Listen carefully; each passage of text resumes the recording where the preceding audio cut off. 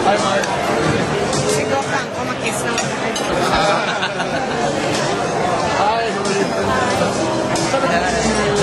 Good. Please go ahead. Go down. We'll make a seat now. From this galaxy.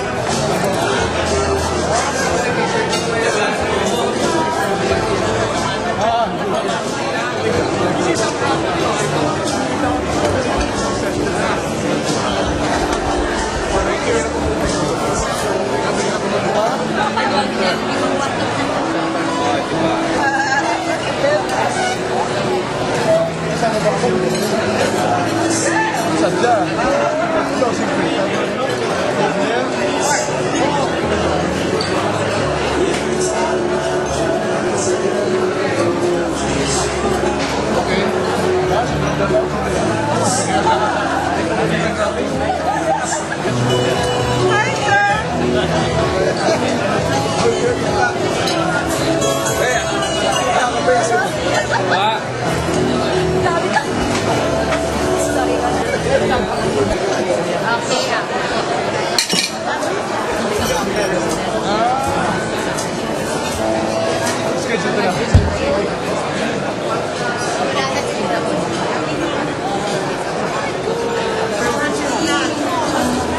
You're probably the best chicken lady.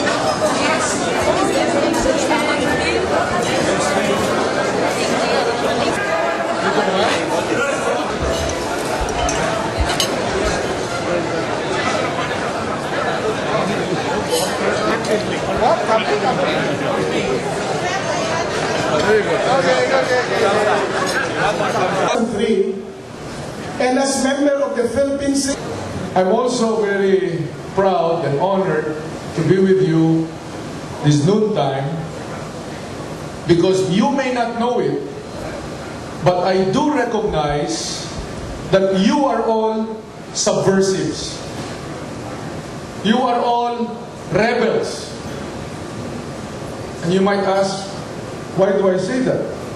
Mga rebelde ka mo, subversive. I say you are subversives and rebels because every day, through your membership in your each and every Rotary clubs, you are rejecting the status quo and you are writing and you are making your own reality true in each of your communities. The work that you do, every person that you touch, every child that you are able to help, every mother that you are able to succor and to support, every community to which you give books and other forms of support, be it clean water or healthcare or learning facilities, every person that you touch, you are actually changing their reality.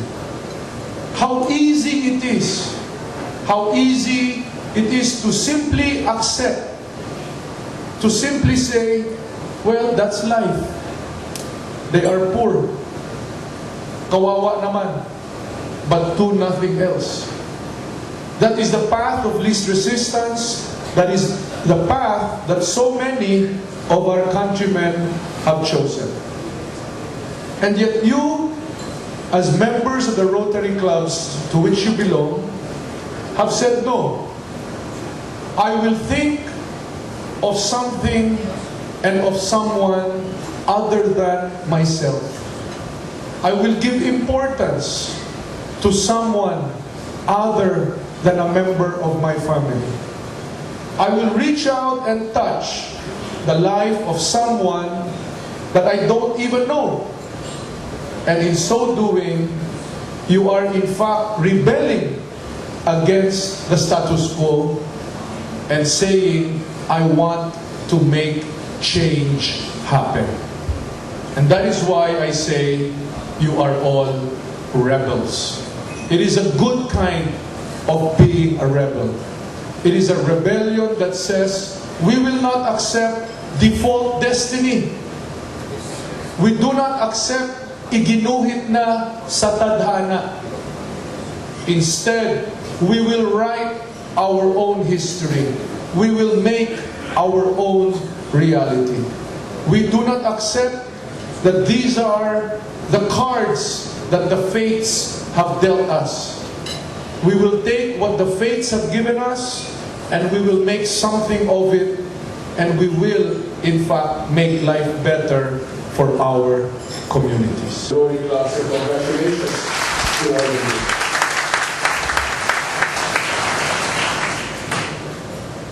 Rejecting the status quo, saying no, rebelling and raging against the fates. This is, at every turn of our history, what we as a nation have done.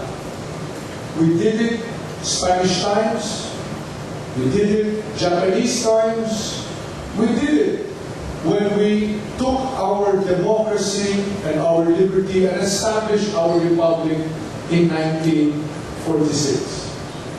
At every turn of our common history, Filipinos, when it really mattered, took their destiny into their own hands and decided to write and to make their own history rather than just passively accepting whatever the fates would give them or whatever the status quo was. Even here, in the island of Panay, not more than a few months ago, mud was up to our shins and knees. There was no electricity, there was no water, food supply was very low, and people's homes were washed away. That was the case in the city here in Iloilo. That was the case all throughout Iloilo province, likewise in Capiz, in Aklan, Antique, even in Negros, where Typhoon Frank had brought her devastation. Everything is back to the way it was, but certainly the people of Region 6, Negros, and Panay Island have taken things into their own hands and made something better than what it was. We did not wallow in self-pity. We did not adopt victim attitude. We did not simply accept, oh, ganyan talaga buhay, we cannot do anything about it.